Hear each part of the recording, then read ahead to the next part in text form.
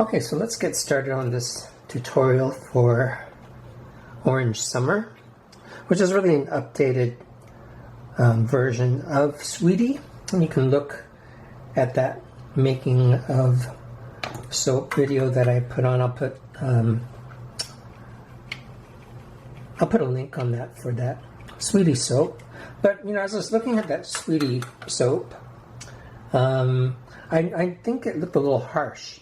So this color tutorial really is about when is it better to kind of lay off the big contrasts by having a really, really dark color in the soap.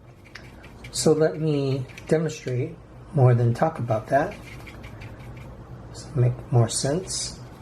So I'm just mixing up my lightest, or second to the lightest color, because I'm going to have white in this also. I'm just going to have this dreamsicle kind of color. I want it a little more red. So this is going to be my biggest amount next to the white.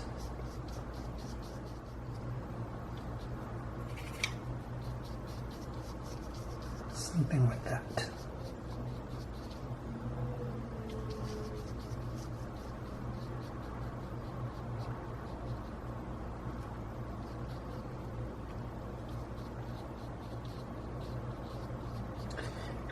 And I really like orange and pinks together. I'm going to need some more white. If you want the terminology again, when you mix white with color, you get a pastel, of course, but we also call that a tint. And if you mix black, it's called a shade. So, I mean, look at those two colors together. Really do like that. So that is going to be the major kind of structure of the color tutorial. To build around that, what I'm going to do is make a deeper pink and really not too dark pink to serve as the accent. And that's the most contrast I'm going to have.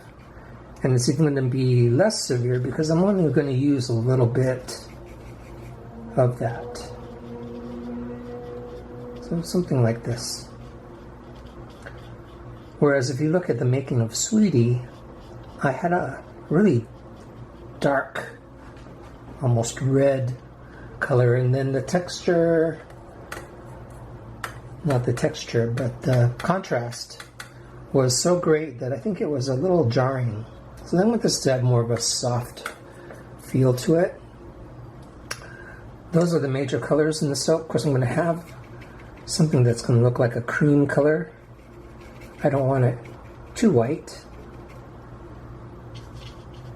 Something that's probably going to look like that. And then and then I will have an accent that's deeper, but I'm going to use that as a mica drizzle up on top. And it's going to be kind of a rusty orange gold color. That's going to look something like that. Very limited in use, and it's only going to show up on the top.